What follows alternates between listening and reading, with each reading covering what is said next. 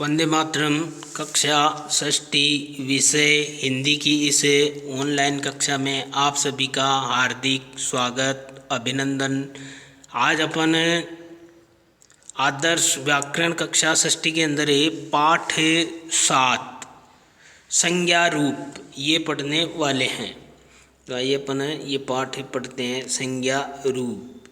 तो संज्ञा रूप, संज्ञा शब्द विकारी होते हैं, अर्थात लिंग, वचन तथा कारक के कारण उनके रूप बदलते हैं।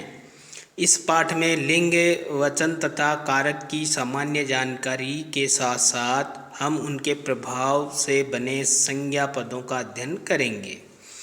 लिंग के प्रभाव से संज्ञा रूपों में परिवर्तन। लिंग शब्दों के जिन रूपों से पुरुष और स्त्री जाति का बोध होता है उन्हें लिंग कहते हैं। हिंदी में लिंग के दो भेद होते हैं, पुल्लिंग और स्त्रीलिंग।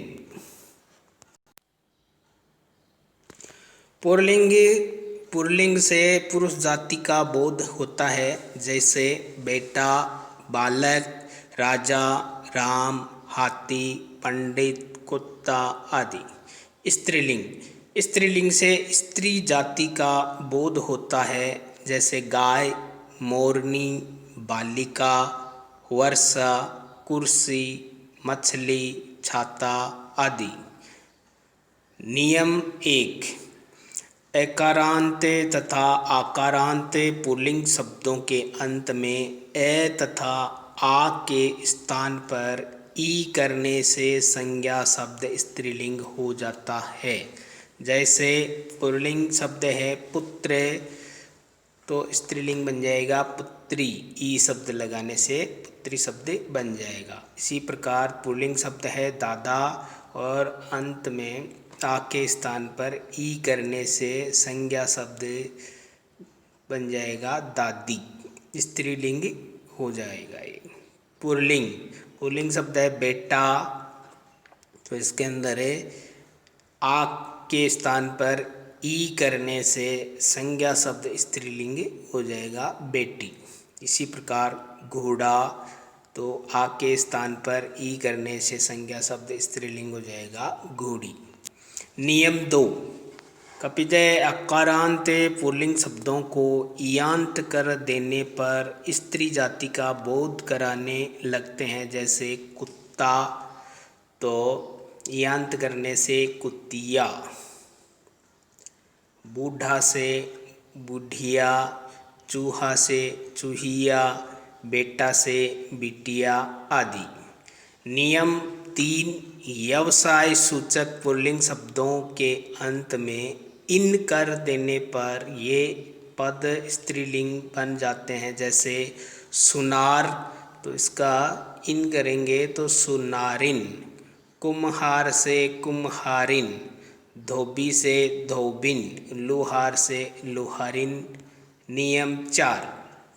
पदवी या उपजाति वाचक पुल्लिंग शब्दों में आयन जोड़कर स्त्रीलिंग बना सकते हैं, जैसे पंडित,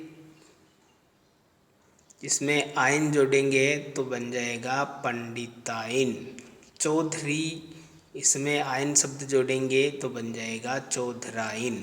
ठाकुर में जोड़ेंगे आयन शब्द तो बन जाएगा ठाकुराइन, और लाला में जोड़ेंगे तो बन जाएगा लालाइन।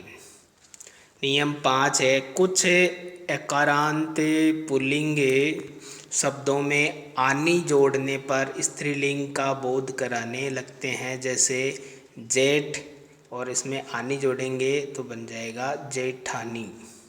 इंद्र में आनी जोड़ेंगे तो बन जाएगा इंद्रानी। नौकर में जोड़ेंगे तो बन जाएगा नौकरानी, और देवर में जोड़ेंगे तो बन जाएगा देवरानी।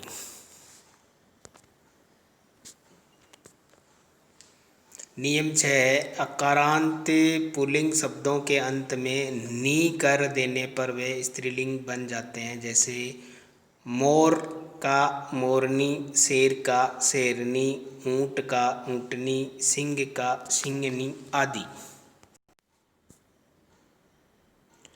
नियम 7, जिन पुल्लिंग शब्दों के अंत में आन होता है उनके अंत में आन के स्थान पर अति कर देने पर वे पद स्त्रीबोधक बन जाते हैं। जैसे श्रीमान, तो इसका आन के शब्द में स्थान पर अपन अति कर देंगे तो बन जाएगा श्रीमती।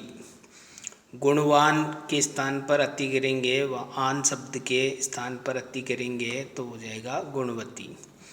धनवान शब्द में धनवती, रूपवान में रूपवती आदि। नियम 8 है, अकारांत पुल्लिंग शब्दों के इकांत कर देने पर वे स्त्रीलिंग बन जाते हैं। जैसे नायक शब्द में इकांत करने से बन जाएगा नायिका, अध्यापक से अध्यापिका, सेवक से सेविका और लेखक से लेखिका आदि। नियम 9, अकारांत तत्सम पुल्लिंग शब्दों को आकांत कर देने पर स्त्री जाति का बोध कराने लगते हैं। जैसे सुत